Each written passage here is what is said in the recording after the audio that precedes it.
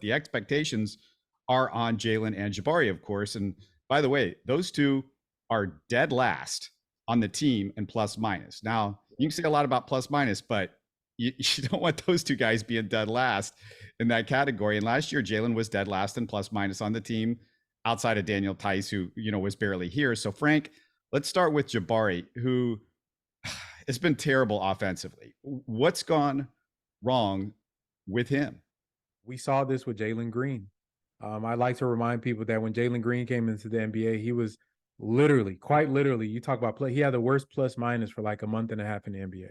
And he might have carried that on into the season. I think it was like minus like 300 and something. But he was literally listed statistically as the worst player in the league. And it's a pattern for Rockets, new guys on the team. But at some point, you also have to ask, what is the coaching doing for that? It's one thing to just say figure it out when you're a guard and you get opportunities to dribble the ball like Jalen did last year, but Jabari is not a guard. Jabari is a dependent player that's always going to depend on being set up for him by another player. And in our team, we don't have great setup guys. The only person I can think of that would be theoretically good for him is Şengün. Because Kevin Porter Jr., we know his struggles, even though he had a better game against Orlando, he still had 7 turnovers. Jalen Green, he's not the type of guy that's going to be able to see the full court.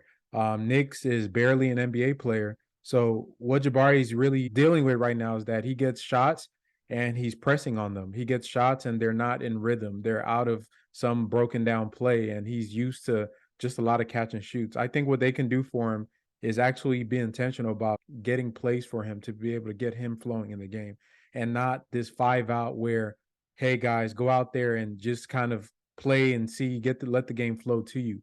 He's a structured guy. He needs to be in a structured setting that can cater to his strengths. And I'm a bit disappointed in the lack of creativity that Steven Silas has showed in trying to get Jabari going as the 3rd pick in this year's draft.